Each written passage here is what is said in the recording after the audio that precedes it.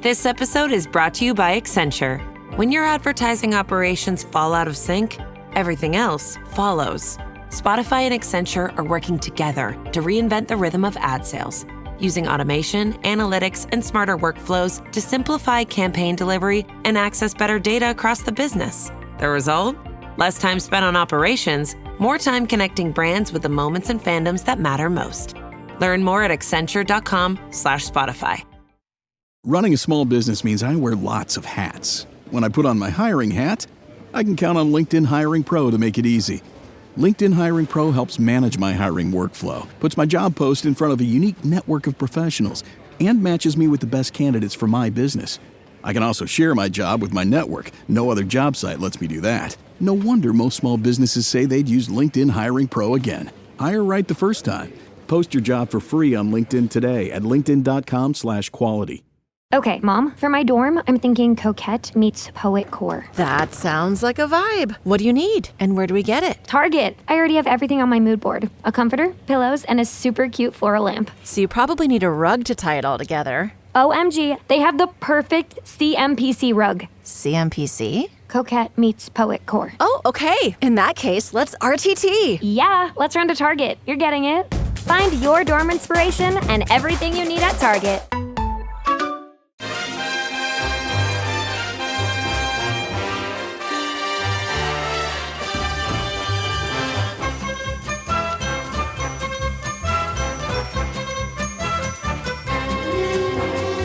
Hello everyone, I'm Chris Wynn. Welcome to How Are the Podcast and welcome to part 2 of our another Summer Bumper Room 101. And in part 1, we had our picks that centred on things the lads hate about summer holidays. We had Andrew trying to get hotel showers into Room 101 and Johnny tried to get airport shops closing into Room 101. And Johnny was successful, so airport shops should remain open if all of this works as we expect it to, but I very much doubt it. But unfortunately, Andrew's hotel showers didn't make it in, so Andrew's got a little bit of work to do today. But we do have 2 more rounds, and first we're going to be having the football-specific round, and for the final round, which I'm quite excited about, the lads have had the opportunity to pick anything in life that gets on their nerves. So I'm sure they're going to be wound up about that. But let's introduce our 2 angry men. And first up, we have Andrew Smithson. Hello, Andrew. All right, mate. I'm not too angry. You're very good at this, Chris. At the start of the recording, I'm all right, but you'll just start winding me up, giving us a few, cheeky little digs in the next few minutes, poke the bear a little bit, and yeah, give us 5 minutes, and I'll. I think, did you once describe watching me as watching Falling Down? When what was it? Was it Michael Douglas in that who just goes absolutely? So yeah, give us a few minutes while I warm up, and then I'll be ready to start going me ends. If you actually just thinking back, did you ever see Shooting Stars' version of Falling Down with Vic and Bob? Wasn't that filmed in Sunderland or Washington or somewhere? No, it came up, said Sunderland Film Productions at the start. And Bob, as the shopkeeper, just told him he's a daft twat. he crushed Vic crushed a chocolate bar in his hand or something. He's going, it won't get its shit back in. Anyway, that's what that reminds me of. But anyway, our listeners didn't, of course, see the shade of red you went when you were talking about that hotel shower curtain wrapping around you and attaching itself to you. Oh, look, you're already sweating just thinking about it. But well, I'm just thinking, all of these classic films, I'm sure there's a Psycho. In Psycho, there's a shower scene, isn't there? So Psycho, Falling Down. I'll look forward to our next film reference in a minute or 2.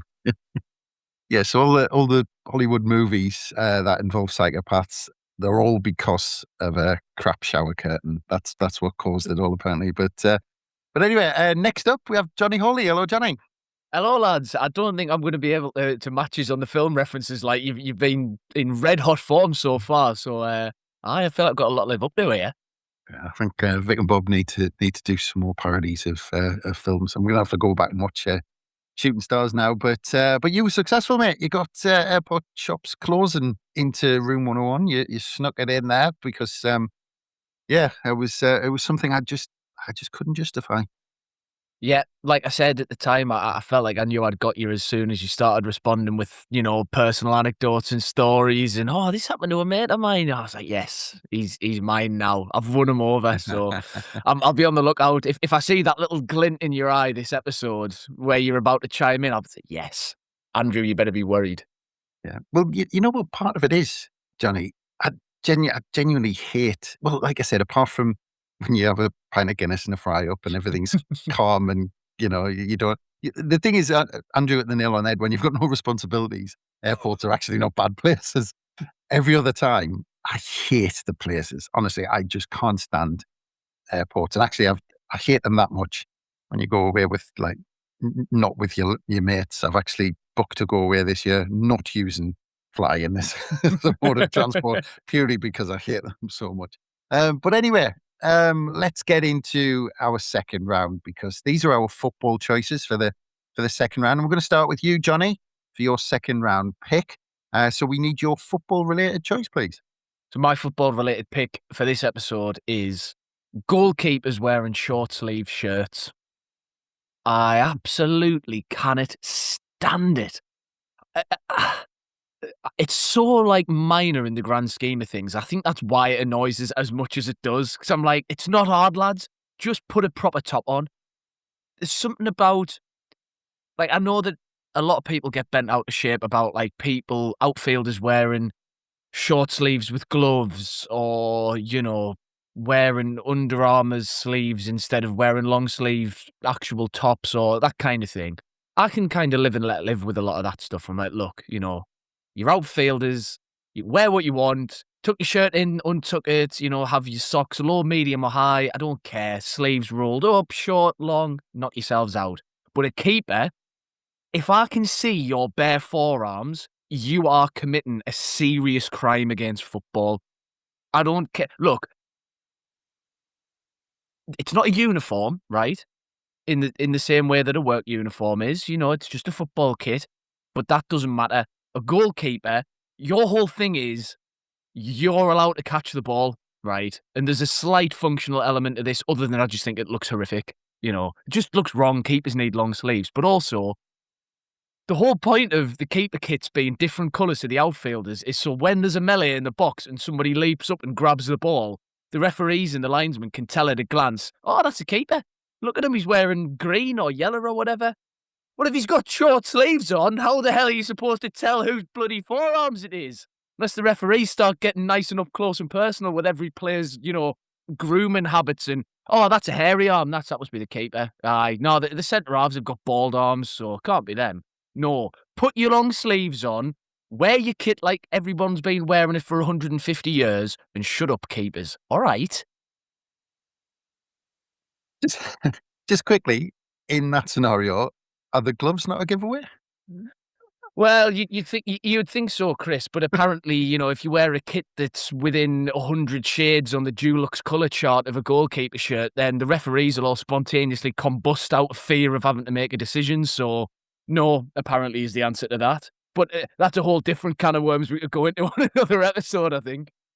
Well, I mean, I'm going to use two words here as well, just obviously to try and see what your thoughts are on here, because obviously we all love him. Robin Roofs. Yeah, he's committing crimes against humanity and he needs to be brought to justice. I know we already brought him from the Netherlands, but can we send him to The Hague real quick so he can just get re-educated on what he's doing? Do you know what? Actually, the worst offender of this was the previous incumbent, Anthony Patterson. Now, say whatever you want about him as a footballer. I'm telling you right now, that bloke used to cut the sleeves off a long-sleeved keeper's top to make his short sleeves.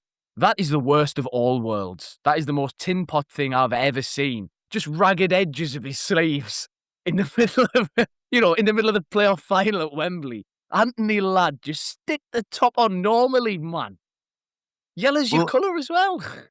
Well, I'll give you another one, actually, who didn't cut the sleeves off, but Andrew might remember this, but I'll give you this one, Johnny. Back in the day, Lionel Perez used to roll his sleeves up. Yeah, do you know who else used to do that, actually, who I was thinking of when I gave this suggestion, is Craig Gordon. And I always have memories of him in that grey, that sort of two-tone grey keeper kit. Yeah. And he used to have the long sleeves, then roll them up to sort of near the elbow sort of thing.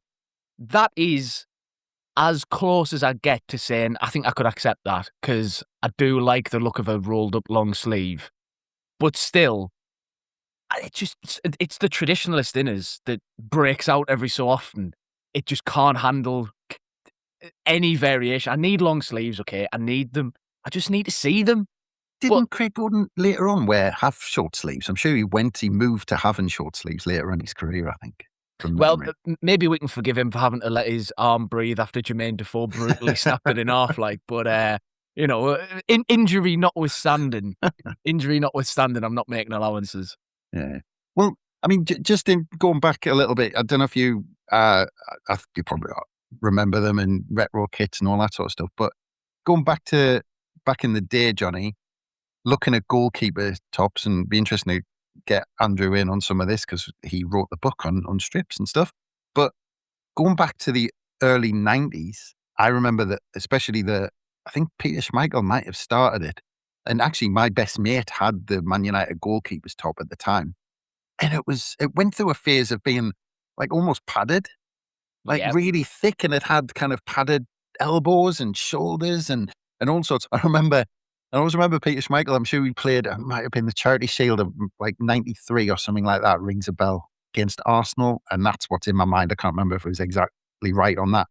But it was a roasting hot day. Peter Schmeichel's in this double padded goalkeeper's top that was almost like a jumper with things and all this sort of stuff.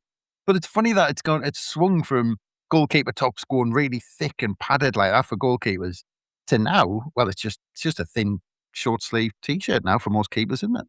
Yeah, and that's yet another crying shame, Chris. I think football kits in general have gone too thin. But again, we should maybe save that for a half-hour long rant another time. But I totally agree. The padded elbows as well. I thought that was where you were going when you started talking. I couldn't agree more. I want them back. Bring back ridiculously thick padded elbows and those proper thick, end of the sleeve cuffs at the end of a keeper top. So you've got this billowing sleeve all the way down and then nice and just tight vacuumed onto your wrist, a bit like Andrew's shower curtain. but good this time instead of being a huge problem.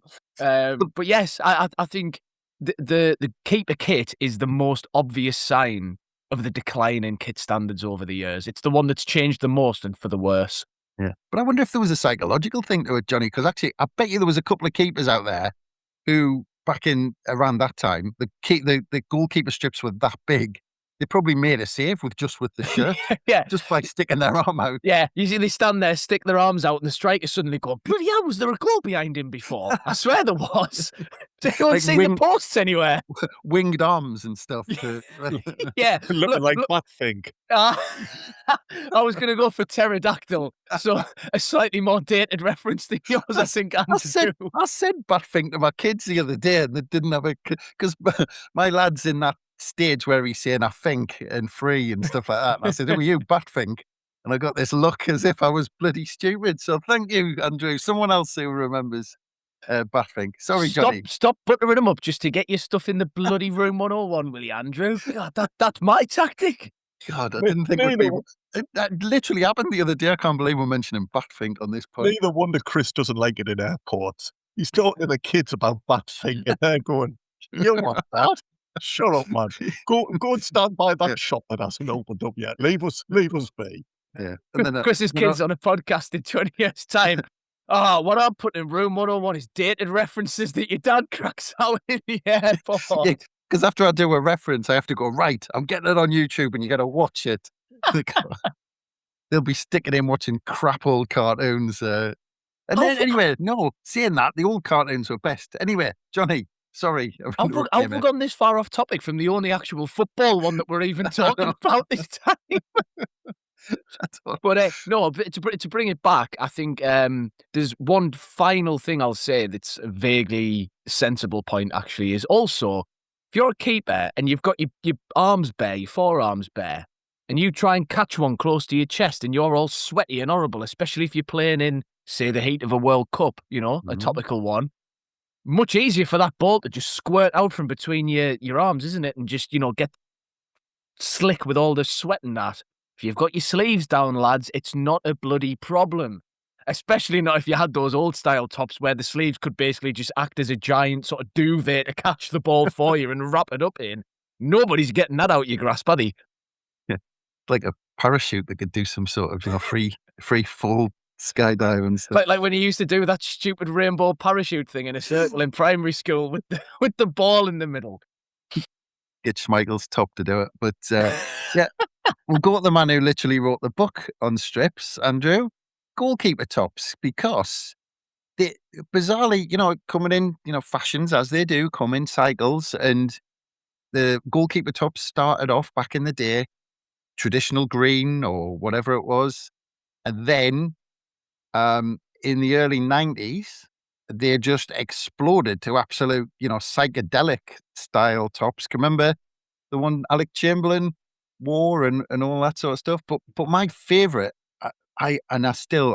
whenever I see it, that Hummel, Tony Norman, 1990, 91, the green one with the blocks. I mean, still my favourite goalkeeper top that Sunderland have ever had. But remember the one afterwards where it had like the glove fingers coming up and all that sort of stuff? Because they went strange for a few years, didn't they?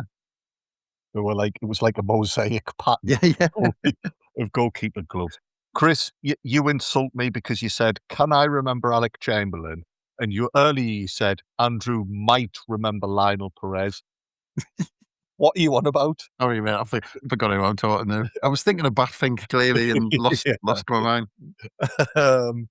I don't go a day without remembering Lionel Perez with his rolled up sleeves and dyed peroxide hair. There was a lad used to go to college at the time who basically came into college every day as cosplay Lionel Perez. Like he dyed when Perez cut his hair, he cut his hair.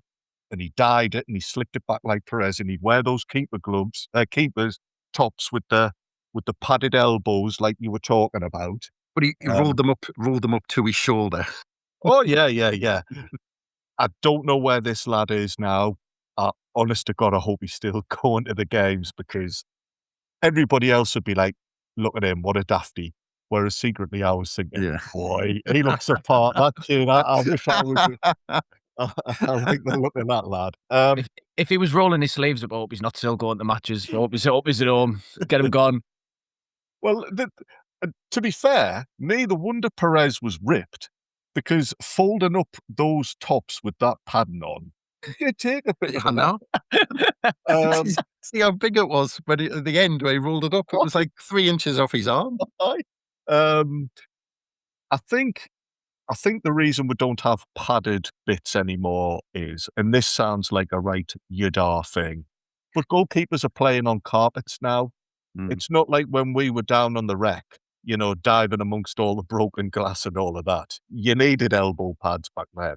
Although because I was such like a long gangly freak, the elbow pads were like pretty much an inch above my wrist, because like I just, they weren't built for somebody of my bizarre shape. Yet again in these pods, what were we on about? I forgot what. Craig Gordon, by the way, lads, I think I read this morning that he's only just announced his retirement. So okay. That's a nice little tribute to Craig Gordon's time at Sunderland. He may or may. I'll just do a shameless plug for the pod we did with him last summer, just before his testimonial when Sunderland went up and got stuffed off Hearts. So if anyone wants to go back and listen to what he said last season, you can look it up. I remember that pod. I enjoyed it at the time, but I don't think you asked about whether he wore short sleeves or not, Chris. So no, I didn't. I think I missed that one. Poor form. I think it's partially because now goalkeeper kits get sold as fashion accessories. That Montgomery collection that's just come out, that's all short sleeved, and there will be people turning up at the match wearing those tops. If you used to turn up at the match wearing a replica goalkeeper kit in August, for the opening game, 20 odd degrees. Aye, exactly. It wasn't good cracking people. You know, you'd be some sort of pariah amongst your mates. So Be a great way yeah, to lose some weight, though, wouldn't it? Nice and quick. Just sweat a couple of kilos off. yeah. So I think that's why it's gone short-sleeved. And like Johnny said, I do remember a time in recent history. This is Sunderland, who are now one of the, in one of the richest leagues in the world. It was in living memory that our keeper was just having to cut his own sleeves on his tops, which just looked proper nasty. I don't get as vexed as much as Johnny does, and I would love to be one of your neighbours, Johnny, because what do you think of that lad who lives next door? Oh, he's a canny lad. He's all right. He keeps himself to himself. And then once every few weeks, I just hear him shouting at the top of his voice about goalkeeper kits and I don't know what that's about. But I don't mind it. Listen, it's a revenue stream. It's a revenue stream for the club, like everything, isn't it now? And if people are happy buying the short sleeve tops and wearing the Sunderland colours, good luck with them. Absolutely. Well, let's move on to your round two pick, Andrew, and it's your football specific pick, isn't it? Aye, and it's replica kit specific as well. People wearing mag tops in Sunderland. Now, do You've got everyone listening's nodding along right now. Do I need to say any more? Yeah, I withdraw from this round. I concede. Yeah, I don't want that not getting in. Mind. If me not getting Alan Shearer in room 101 was missing an open goal, me not getting this into room 101 is like Ronnie Rosenthal standards. Like, bloody hell, I remember that, Villa Park. Yeah. Now, I'll tell you what, I bet you any money in the world, you will have watched that game, having earlier on in the day watched Backthink. And then to finish the day off, you would have gone to the airport and had a pint and a fry-up because you had none of those responsibilities. That was But none of this is going into room 101 then. a better time in life. Just a disclaimer, I am joking. I love the fact that I'm a married man with kids just before I get a clip round the ear off the missus. Yeah, I genuinely am an easygoing person, believe it or not. Free choice. Do what you want to do in life. As long as you're not impacting me, I've got no problem. But there's just something about people deliberately wearing Newcastle tops in Sunderland that just it drives me wild. And like, I've always had issues. It's like I see these people and I feel as if I can suddenly profile them as characters in an instant. Like I think, yeah, you're smug, you're arrogant, you're looking down on people from Sunderland, you're looking down on Sunderland fans. I think they're being like unnecessarily aggressive and confrontational. It's like you're walking around saying, "Look at me, I want to be a dick and to piss you off."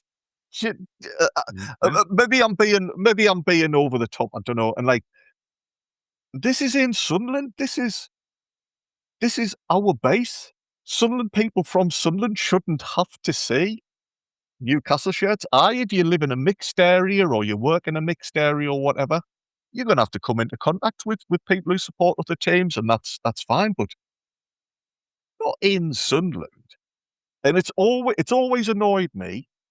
But in more recent years, not only are you doing something that's going to upset people, you're basically walking around with a shirt that says, like, yeah, I endorse dictatorships now, and I'm quite happy with the fact that, like, Newcastle United are used as, like, a toy for, like, a despicable regime. It's like, do you not want to wind your neck in?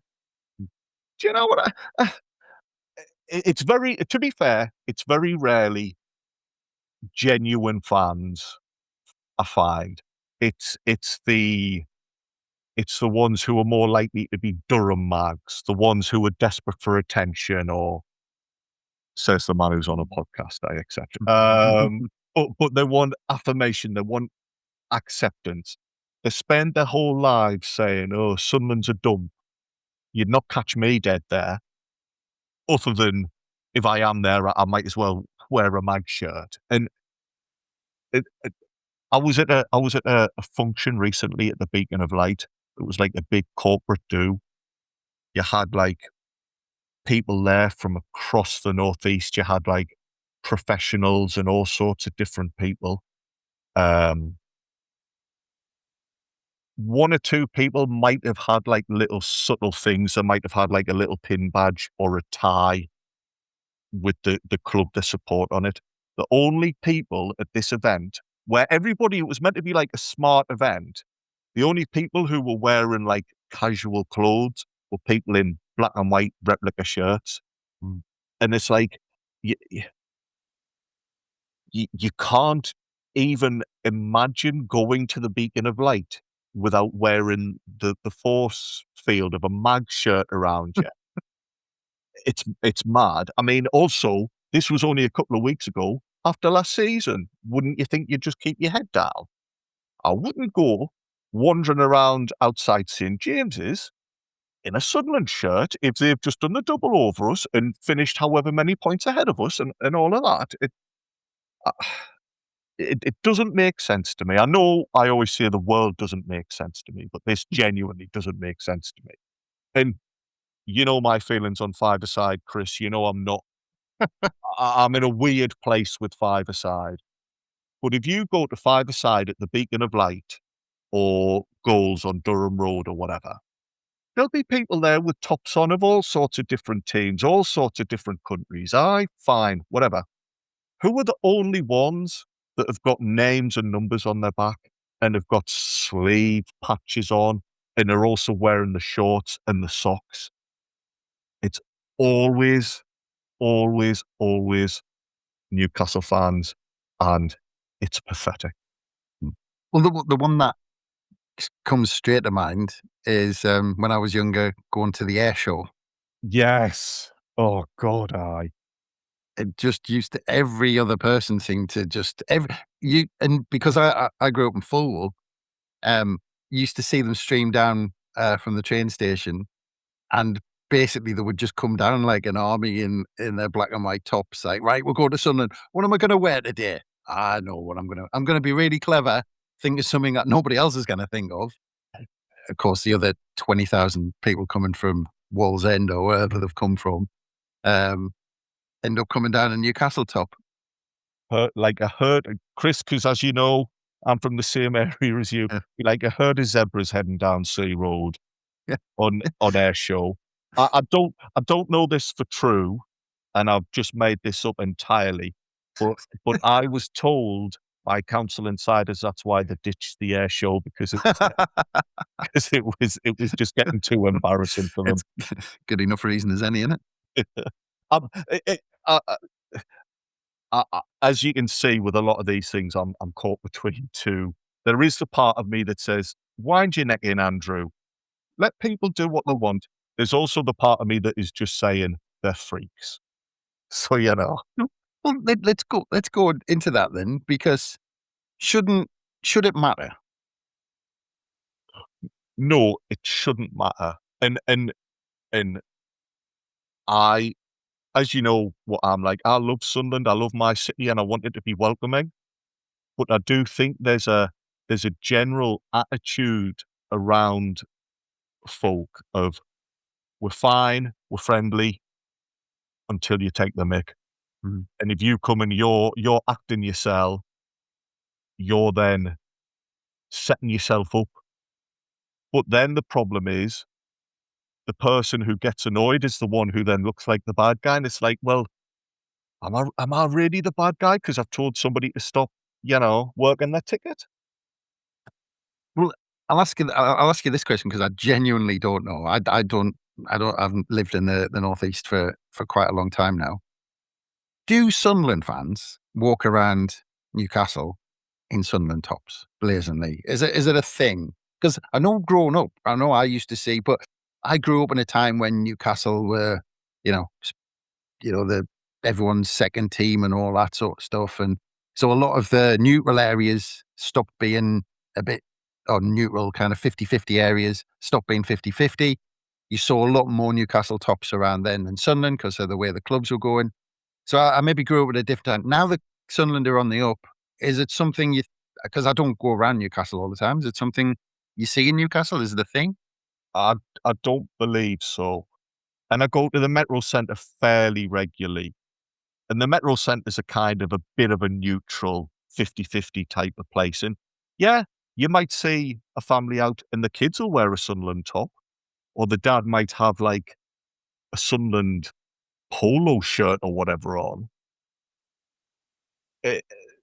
I just feel as if, yeah, it is. It's like a uniform, perhaps, for certain individuals. And I don't think you get it the same way in Newcastle.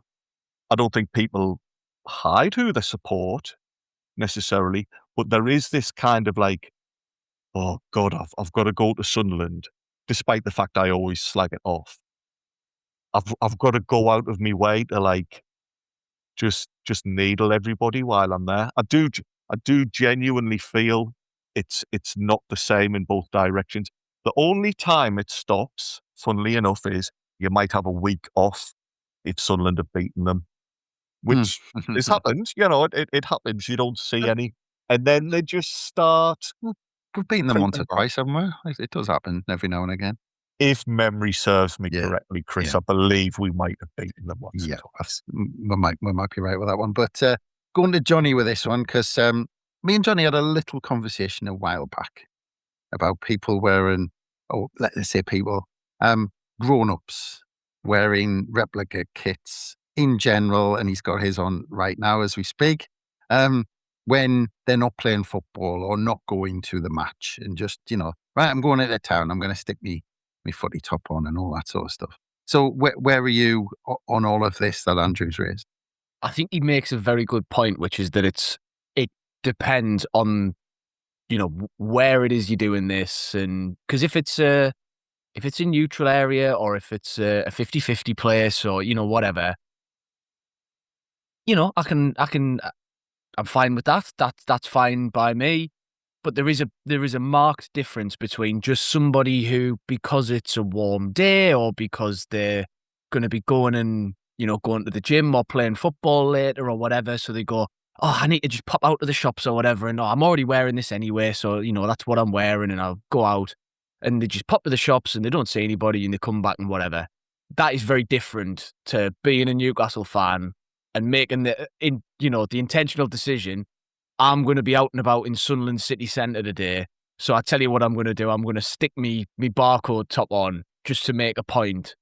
There is there's a marked difference in, the intention of what's happening there between the person who's wearing the shirt and what they're going for, and how annoyed you can justifiably be about it. Because like I say, if it's just, some lads playing five-a-side, like you say, and you see all the shirts in the world or whatever, that's fine. But put it this way, if I was going to Newcastle, there's not a chance I'd be going, let us just get me Sunderland top on and stick the red and white stripes on so I can stick out like a sore thumb and get myself filled in.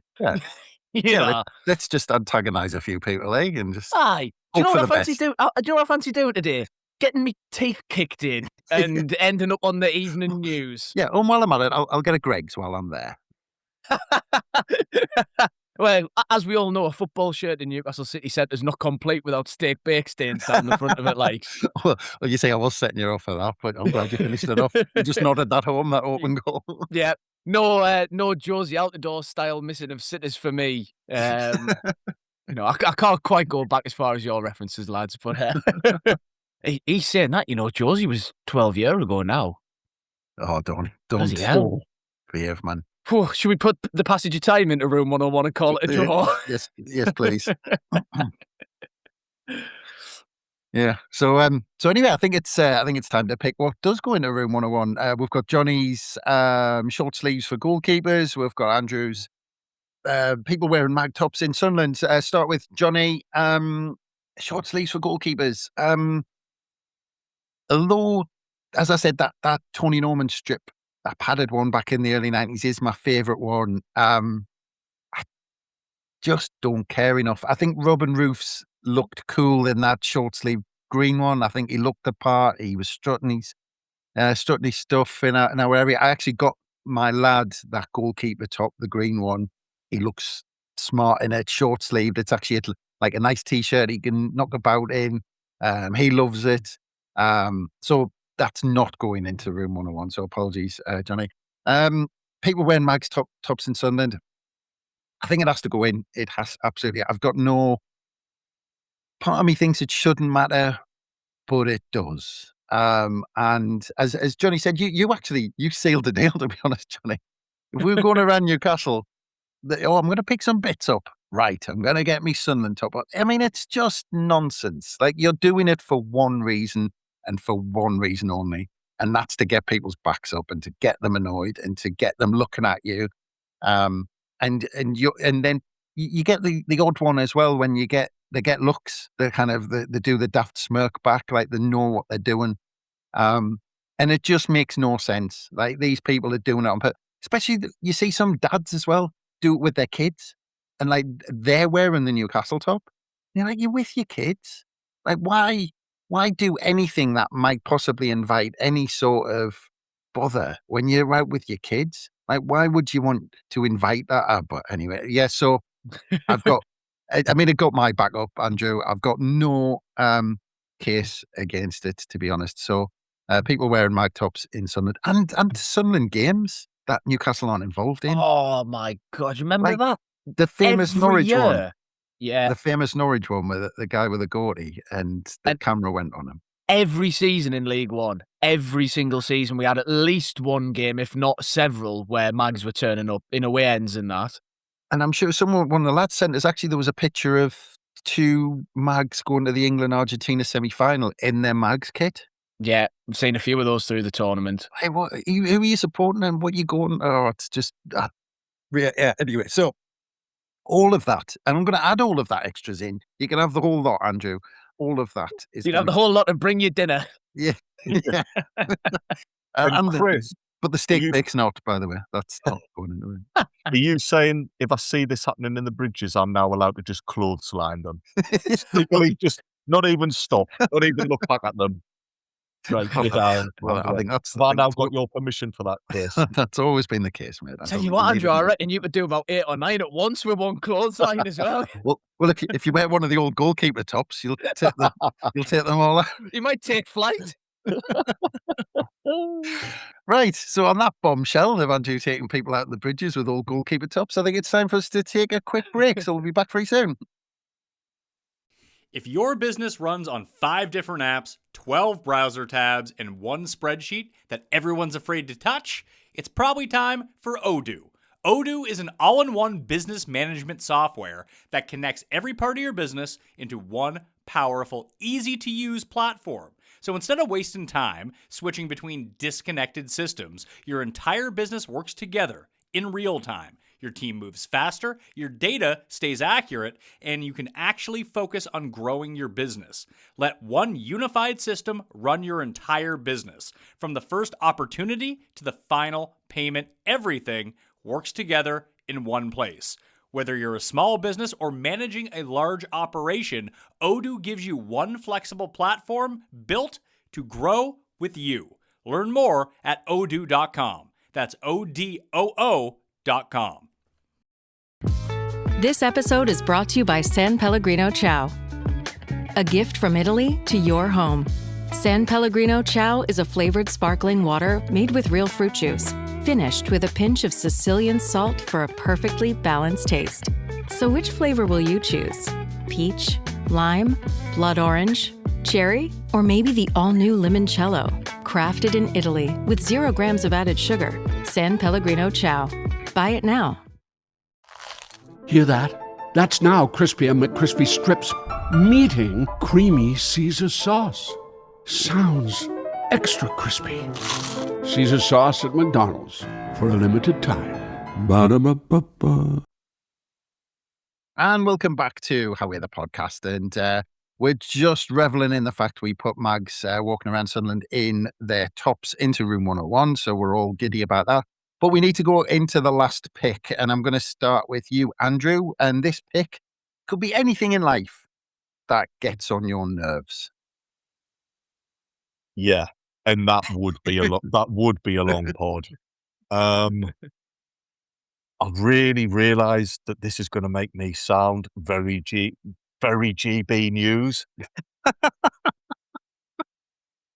Uber drivers in Sunderland.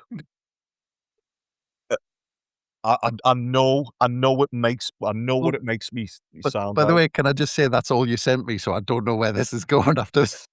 Yeah. I know one taxi driver, and he works for station taxis. He's a lovely lad. He knows the score. He pays his license fees to Sunderland City Council. He lives in Sunderland. He works in Sunderland. He knows where to get your places. And like most other taxi drivers, get you there quite quickly, quite safely. I do know that I'm coming across as being very intolerant here and very local place for local people and that.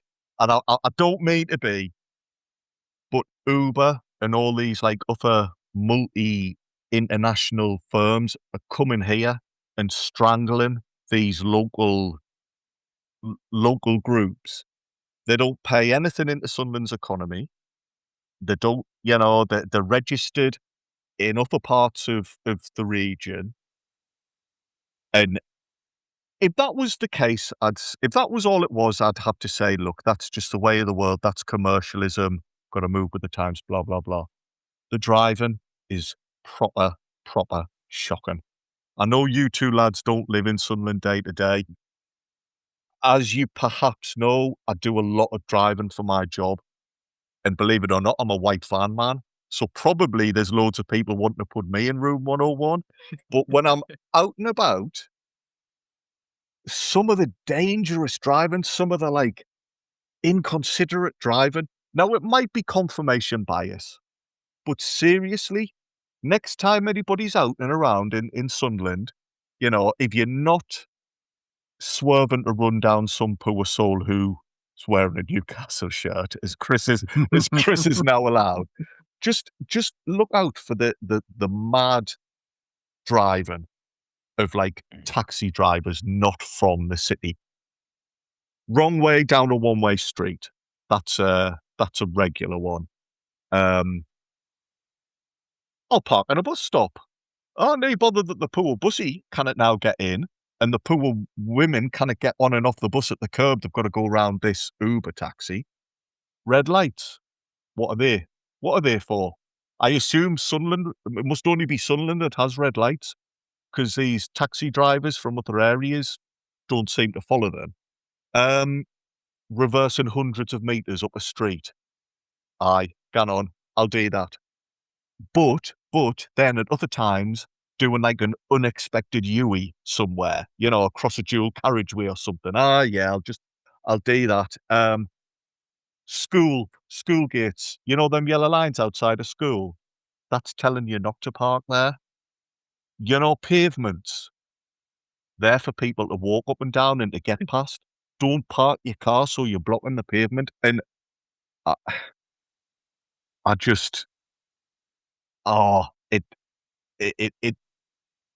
driving in general, it's always going to be annoying, but 9 times out of 10, it seems to be one of these taxis.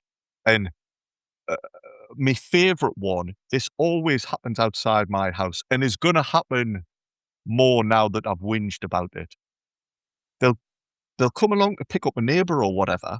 They'll not park outside their house. No, they'll park on my driveway so I cannot get out. Why? It really, really bugs us. And as well, I have had it on good authority that it's company policy for these people not to help women unpack when an old lady's done a shopping and wants to put a shopping in the boot. When I say I've heard that it's company policy, I haven't. I'm just making this up to strengthen my case. But have you ever seen an Uber driver loading somebody's shopping into the boot of a car? I haven't. Them lads at station taxis, though, them lads from all the other local firms, they'll keep you right and let Mrs. Cannybody, unload and help her to the doorway afterwards and make sure she's got in with her shopping. I'm not seeing that from the Uber boys or the Uber girls. I just see them herring around Sunderland like it's some sort of racetrack. Just want you to declare that you've got a 10% stake in station taxis or something like that. I actually don't use taxis. I very, very rarely use taxis. Well, before we get into this too much, I would just like to put out there that, because we mentioned a couple of times that How the Podcast does not endorse any sort of violence against people who are walking around Sunderland in Newcastle Tabs. Just in case somebody blames us for this and says, why the lad's son there said it was all right, that I could do. Andrew is a canny lad. He said I could do it. Like. The three of us just get a court summons in about 6 months' time. Absolutely not. So we do not endorse that on How the Podcast at Chris, all. I would quickly correct you. Nobody is listening to this and saying Andrew was a canny lad. Anybody that listens to this is saying Andrew's a right nasty piece of work. I thought you were going to end the sentence there, but you just said no one's listening. I didn't realise you were going to say anything else. Right, but let's get back on to taxis. Because I have got a bit of a thing to bone to pick with this a little bit. That I remember when I first, when you get old enough and you go for lads' weekends away or all that sort of stuff when you're young, and I went out to university, and I went, you go with all these. I remember, going to all the cities around England and going for a piss up and all this sort of stuff. Everywhere you went, it was like when I started going out and about, it was like it's a different world. This, I'm out and about on a night out, and I can just wander, stick my arm out and get a taxi. And when I used to come back to Sunderland, you couldn't do it. Sunderland, and you might correct us on something like this, and I remember being in a conversation, I might be completely wrong with this, but I always remember that somebody told me that and this is going back 20 years, that in Sunderland, it was basically because they wouldn't allow hackney cabs in Sunderland and people couldn't pick up on the curb. It was only station taxis who could pick up in town at the taxi ranks. And I might be wrong on that. It might have been a mix. But you had to go at the taxi ranks. You couldn't wander and put your arm out for someone with a light on like you could in Manchester, Birmingham, all the other cities. I remember I lived in Leicester when I went to university. And Leicester, I would wait 10 seconds at the side of a road. Taxi would come back with the lights on. Put your arm out, you're in a taxi, run your way home. Well, obviously, you'd already got your pizza by that point. But and the beauty of that is I remember ordering a pizza, and so I ordered 2. I got 1 delivered back home. I walked home and got a taxi to pick it up and meet us, and they turned up just at my front door when I finished my first one, and then I started tucking into the second one, which is one of my prouder moments, by the way, in terms of taxis. But Sunderland's always had a thing with taxis being crap, and I remember queuing for age coming back to Sunderland, being angry that I had to queue in a taxi rank, which I never had to do in other cities, and I could never understand until somebody said, oh yeah, it's because apparently something to do with station taxis that they had the thing, and hackney cabs weren't allowed to be in Sunderland. So have they created this problem? There is you're right, there is like this thing about Sunderland, and yeah, supposedly hackney cabs aren't allowed in Sunderland, but I do see them dotted around. There is certainly some sort of like urban myth about them and about how you can only get taxi ranks, get a taxi from a taxi rank in Sunderland. I don't think it has to be station taxi. I think all firms are allowed to operate out the ranks. So I take your point with that. But, Chris, just think of how many relationships wouldn't have happened in Sunderland if it wasn't for queuing in the taxi ranks. How many, kids running around now who are like aspiring to become Sunderland players in the future and who are going to watch the team home and away.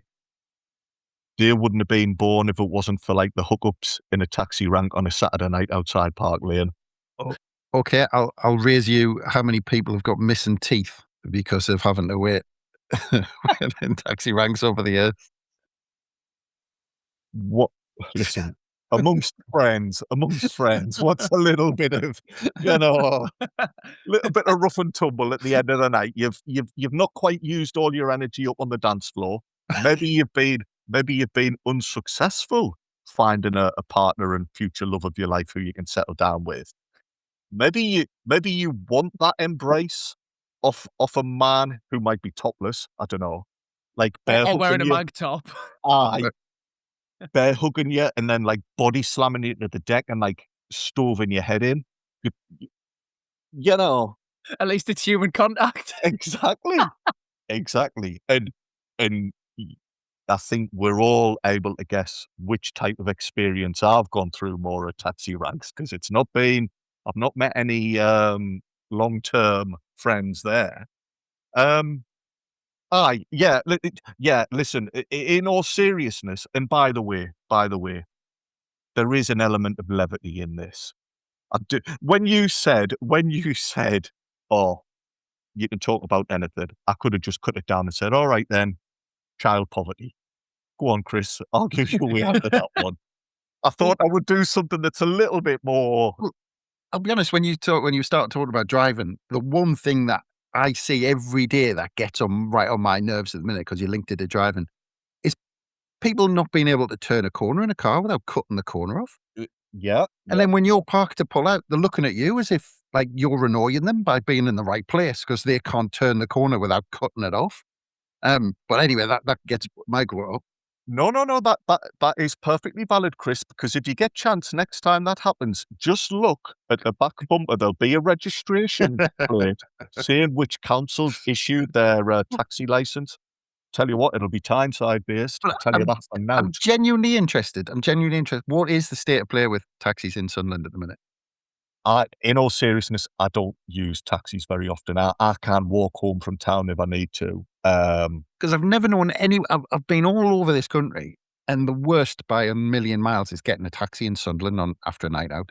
Always has been for me. Again, that's because Sunderland's a great place to be. So there's just so many of us, out there enjoying it. And nobody wants to leave. Exactly. That's it. The taxi drivers are like, hang on, you want me to take you out of this tropical bliss? that cannot be right. Look, I do accept, yeah.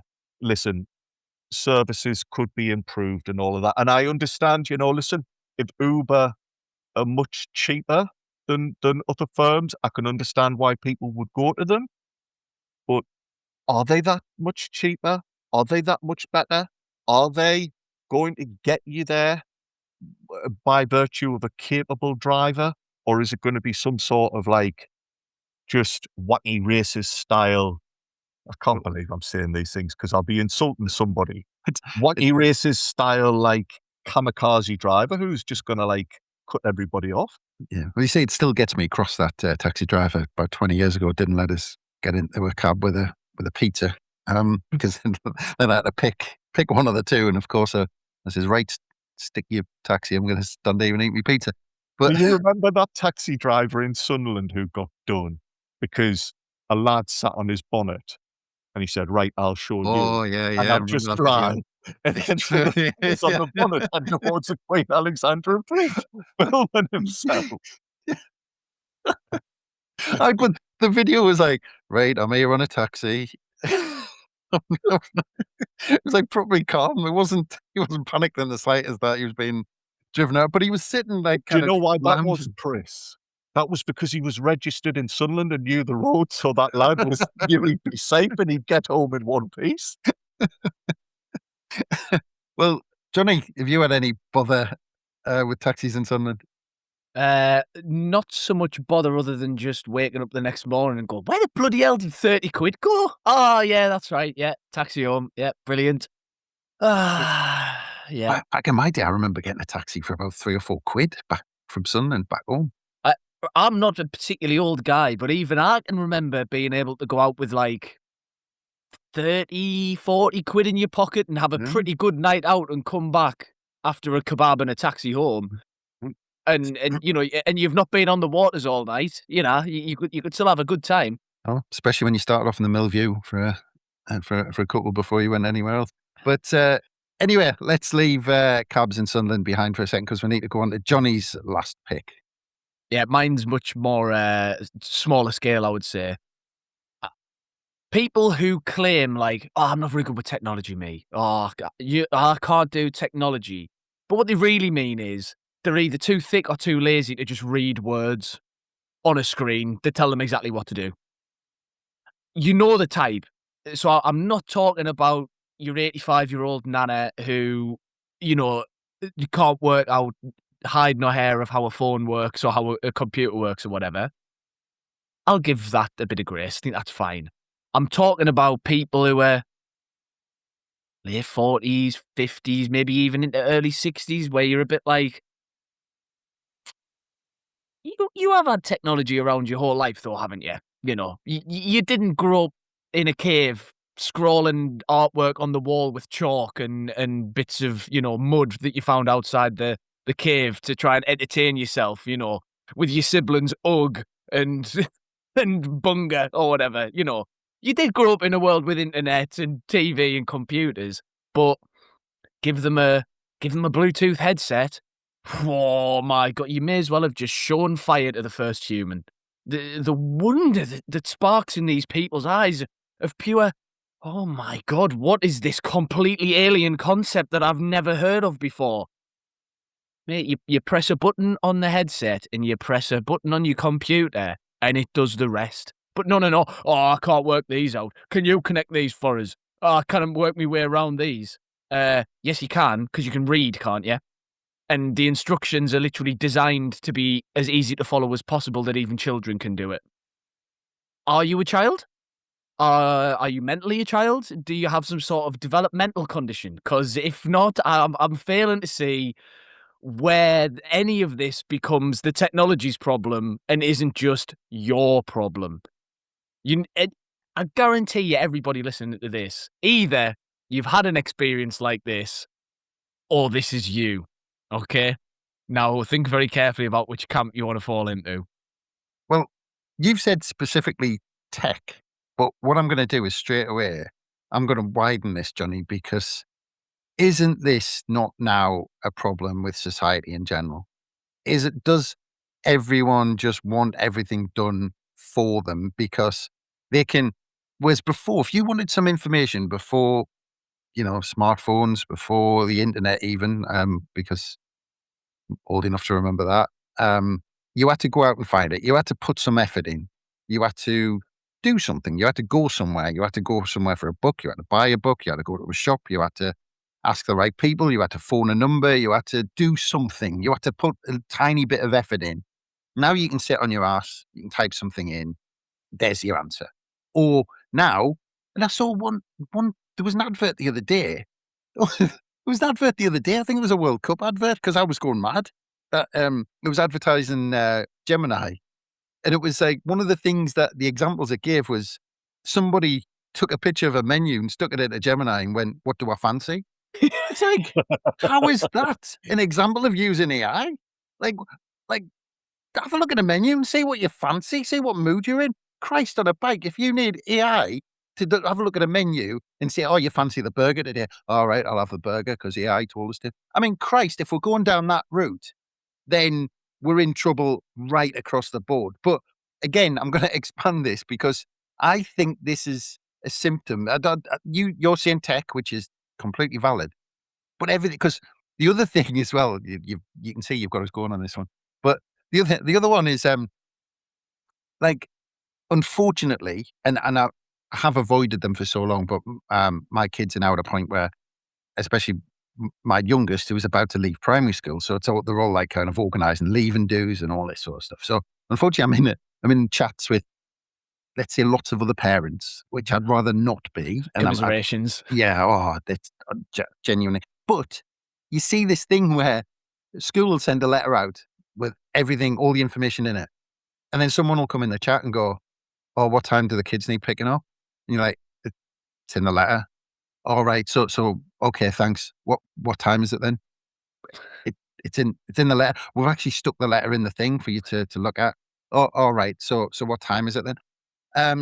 If you want to just open the letter, And because I'm one of the few. You can see there's two groups of people in there. One, people who'll give that person the answer, and people like me who'll go, the answers that it was provided, and you should look at the information that was provided, and all this sort of stuff. But it goes with anything. It's like, what should the kids wear?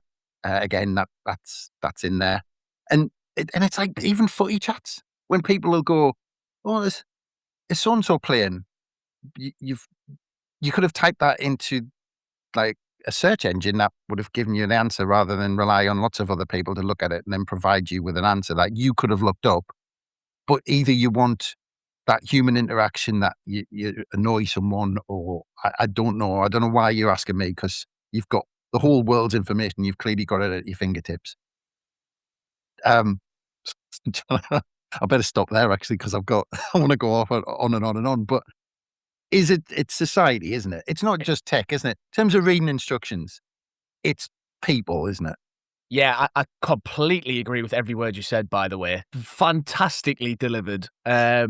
Especially the part about AI in a menu and like, oh, what do I fancy?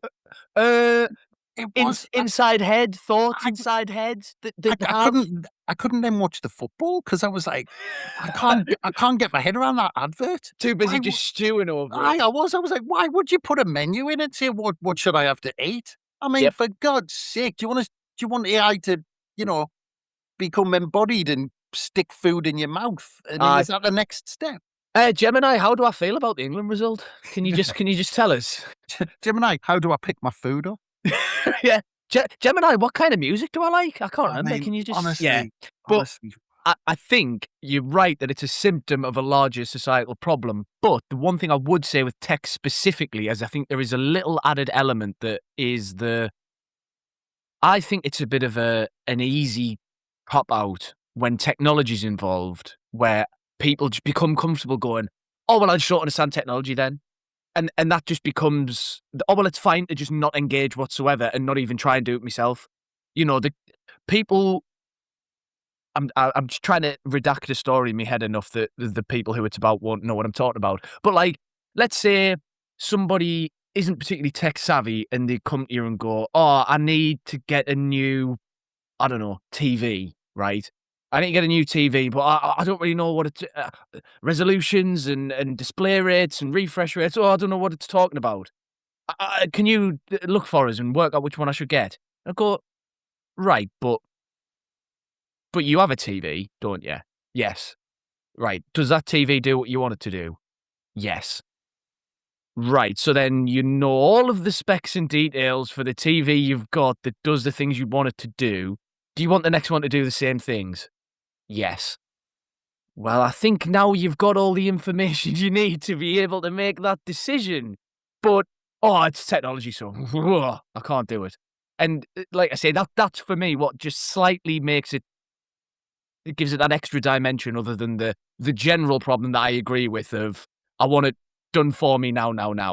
Well, there is, but I think you're pointing at a specific, very, very specific group of people, because I have a lot of sympathy, and I look at my parents for this. They were getting on a bit when they had me, so they actually were from a generation that when technology came, it came quick and hit hard, and they were essentially left behind in some ways. I mean, I was doing something the other night, even redoing mortgages and stuff like that. I was on the phone to somebody and they were sending me documents and I was going in DocuSign, I was reading them, I was signing things off as we were talking and things like this. And I'm like, I was thinking somebody who didn't grow up with technology, who didn't grow up with all of that must be thinking, what do I do? How do I do this? And so you're talking about, I've got a lot of sympathy for that generation, because we grew up from the start when things came on, and even I grew up from nothing to now, but I was at that age where I started using everything as it came along. So you kind of learn that way. But that generation, it just suddenly went from nothing to everything because they weren't grown up with it. Absolutely. And I've got loads of sympathy for people who just struggle to be able to adapt to it or just can't get their head around stuff. Because, I mean, we all have that in one area or another of our lives, right? Where there's stuff that you just don't really get. You just can't really get your head around it. You don't really, whether it's, I don't know, some people are shockingly financially illiterate. I'm probably one of them. You know what I mean? Like, if you stick a mortgage agreement or whatever down in front of me and go read through that and tell us what it's actually talking about, I wouldn't have the first clue. But the crucial distinction, which I think you did touch on, Chris, is it's the difference between people who struggle with it but try and people who simply completely switch off and disengage just because it's accepted seemingly to be like, oh, well, it's technology, so I don't understand, so therefore I can't do it. Whereas if somebody really struggled with using public transport, it's not acceptable to just go, oh, I don't really get how it works, so I just won't use it. Because you're going to get sacked from your job if you don't turn up. No, but you say it's not acceptable. That's what people do now in all sections of life. They Well, just go, yeah. nobody's shown me how to do this, so I'm not gonna find out because, and that's where AI comes into it now. That AI will do things like, well, here's a video or here's a thing or something like that, and even then it's pushing it that even to those extents where it's you're shown step by step instructions, it's still it's this. I don't need to do it because there'll be some easy shortcut that doesn't need all of this. Yes. And Perhaps in that case, the technology side of it was the canary in the coal mine for what was coming with people being willing to outsource. You know, like you said, everyone's willing to just be like, well, no, I don't need to do it, and I just want it the easiest way. Perhaps this attitude, we should have seen it coming. But I will say, just put a caveat to all of this, on slightly on the other side of the fence, Johnny. We've all been in that situation where we've had that form, or we've had that health and safety training, or we've had that, training at work, which is just we know it's complete bollocks, but we've got to do it. And it's got this big form for the training and all this, and it's got this big set of instructions, and you just go, oh God, I can't be arsed for this. Yeah, but I think there's a big there's a big difference there again, which is that you can complete the training without really fully engaging with everything, can't you? You can pass the little modules and you can get your little ticks in the box and what you need to do. That information is actually superfluous, really. The opposite is what I'm railing against, which is the basic minimum information that you need to do what you're trying to do is there, and you won't engage with it. So I totally take your point, but I think the sort of two sides of the coin, really. But I hold my hand up where there's a thing I really don't want to do, or I absolutely hate the thought of it, or I know it's a waste of my time. I will get to that point where I'm like, right, how do you do this? I can't be asked to read the instructions. It's just someone show us. I mean, surely you've been in that situation. Oh yeah, of course. I mean, if the HR department at work's listening, I've obviously completed all the training modules with 100% of me concentration and focus. I would never ever skip straight to the assessment at the end and just do the questions on memory from last year. I would never do that. But I also think there's a slight difference in something like that where you are literally forced into doing it and you don't have an option, and it's just you get to that point because it's I have to do this now. Someone's forcing us to. I think there is a difference between that and when it's something that you're, at least on some level, willingly engaging with and wanting to use or interact with, or, whatever it is, the thing that you're trying to do, but you won't put in the effort required to just read the things that are on the screen or whatever, like, click here, open this, do that, and be like, oh, I don't get it. Like, you don't understand the word click, do you not? I think you might need to go back to primary school, pal, because you've got some deeper seated issues that you need to address. Well, Andrew's been giggling along here, so I need to bring you in on all of this, Andrew. I've loved the last 20 minutes just watching. God, is that long? How long we went on? Oh, sorry, I don't know. No, I don't know. I don't know how long it's been. Johnny said that you might have some deeper seated issues.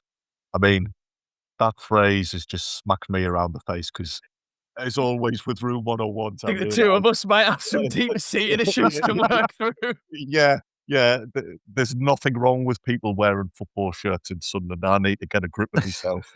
That is a deeper seated issue.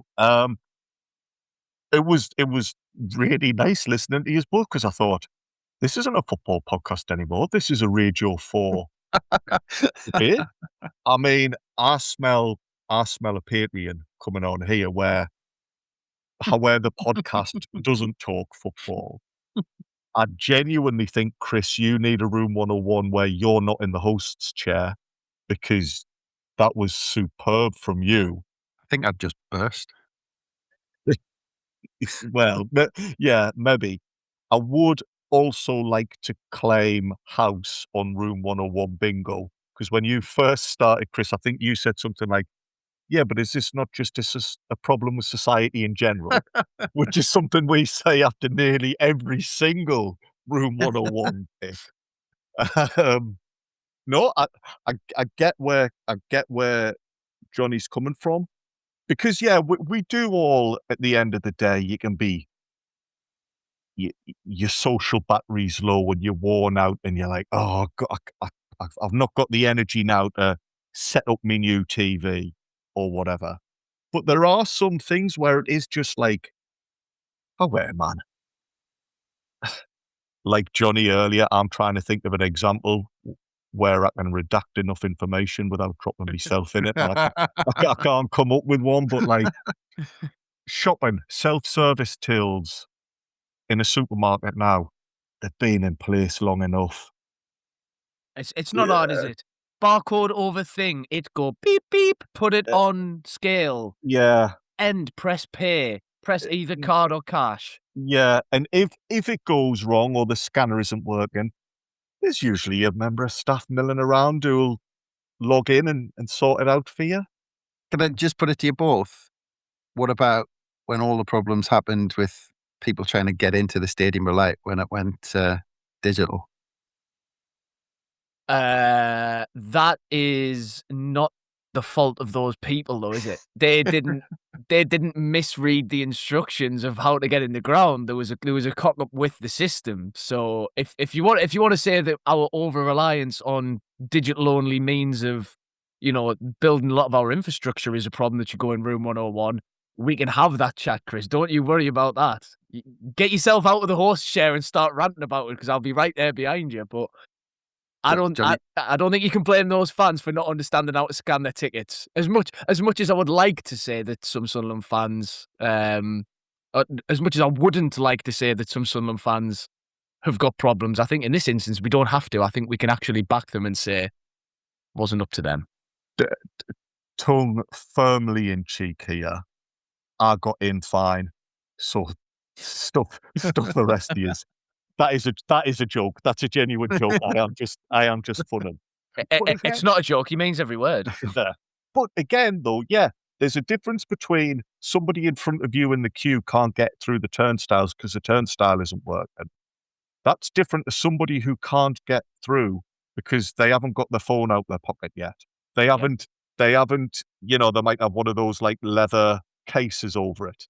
They're just mashing the leather case against the reader. They've not like opened it up so it can actually read the screen or anything. Oh my God. Things like that. That's not digital's problem. That's... Yeah, or putting them in the wrong... when you see someone, you've just reminded us of this, Andrew, with a card reader, where some of them you have to put the card on like the front bit and some of them it has to go on the top bit, right? And you'll see someone in front of you stood there just dumbly smashing a card on the wrong bit of the reader for like 30 seconds. Go, I don't get it. It's not working.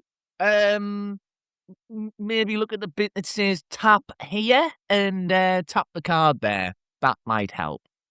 So I had to get it off my chest as well.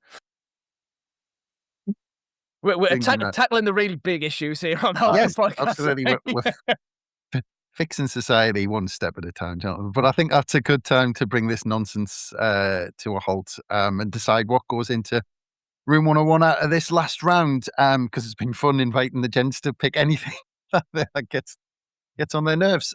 So, Andrew, Uber drivers in Sunderland being shit. To be honest, I'm going to put this into Room 101 because I'm gonna be a little bit cheeky and cheat a little bit, because I'm gonna just put the taxis in Sunderland being shit. I think that generally the taxi setup, and I might be going back 20 years, it might have all changed, but I remember when I was younger going around the rest of the country thinking, God, why haven't we got this in Sunderland? Why haven't I can't get a cab in 2 seconds. I've got to wait in this queue. I have to wait with these people. I'm drunk. I don't want to talk to them. Everyone's trying to nick my pizza.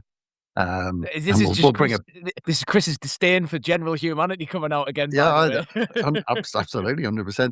So it does go into Room 101, just purely because I'm going to put all of the taxi setup into. You're not happy with that, Andrew? I can keep it out if you want. I'm conflicted because I've got what I want, but it's at the cost of, and you know what I'm like about Sunderland, it's at the cost of you slagging off Sunderland. So, I'm not. I feel odd now. We've got to improve it bit by bit. It's It's like me. It's like this is about improving anything, Chris. It's like, all purely so we can shout at each other. It reminds us because my mum's exactly like you. She's fiercely defensive about something. I remember going down once and I was like, the Seaburn Centre was all ringed off and it had been up there for ages and they couldn't close it because of the birds on the top and the whole place was covered in bird crap. And I was like, God, look at that. I was like, bloody hell, that's an eyesore that. They need to kind of rip that down as quickly as possible. Me mum being fiercely defensive was like, what's wrong with it, like? Nothing wrong with that. So birds, we've got birds in Sunderland, they're lovely things. I say to you that those birds were registered in Sunderland. If it was foreign birds, I'm not even sure I can bring myself to continue this joke. If it was foreign birds, I'd be with you. I'd be all for putting it in Room 101. Just get me off this pod before I do say something that's going to get us into trouble. Right. So taxis in Sunderland go into Room 101. So well done, Andrew. Johnny, your last pick. Again, I can't not put it in because, again, I'm going to do a slight tweak that it's people who can't read instructions. I'm more than happy with that. I'm more than happy with that. And I'll be honest with you, at times I'm going to put myself into there because the things that I don't want to do, I don't have the patience to read the instructions because I don't want to do it. I can't be bothered to do it. The instructions are too complex for the thing I don't want to do and waste my time on. So I'm in that group. I'm going to go into Room 101, quite comfortable with that. But yeah, people who don't read instructions, and actually, again, in my mind, I can't get out of those. I can't get the thought of those parents out of my head who ask questions about information they've been sent and can't be asked to look at the letter. Basically, that's what I'm putting into Room 101. So you do get that in, Johnny. So I think, does that make it a draw over the 3? I think it might do. Was that 2s each? Something like that. Anyway, you've got stuff in the Room 101 and you just didn't get other stuff. So well done, gentlemen. It's a Desmond. It's a Desmond, I think. Absolutely brilliant stuff. Thank you very much, Andrew. Thank you very much, Johnny. Absolutely brilliant. We talked baby oil, Batfink, and everything else in between. And may I just take this opportunity to now distance myself from all of those topics and all of those comments I may or may not made in the last hour. Han Solo as well. Yeah, and just in case this transcript ever gets read out in court, allegedly, just for everything that we said, allegedly. It's all alleged. Yes, and remember, Peace and love, everybody. Everybody ignore Andrew and please do not attack people who wear Newcastle tops in Sunderland. Watch out for flying neck-high limbs in the bridges next time you're wandering round, because it might be Andrew coming round to just clothesline you. While still pretending that I'm actually nice to other humans and that I'm not a bad guy. Yeah. The Netflix documentary of a man clotheslining people in shopping centres will be on streaming services in around 5 years' time, I reckon. But anyway, let's call this to a halt. Because thanks again, everyone, for listening. Let us know if you agree or disagree with all of the nonsense that we've come up with today, and whether or not you agree with any of my decisions as well while we're at it. But of course, we're getting underway in pre-season, so we've got loads on How We're the Podcast and our daily releases. On, of course, constant updates what's happening at the club, because we're hoping it's all going to kick off on the transfer front, and it's already started there. So keep a lookout for all of that. But from us, it's bye for now.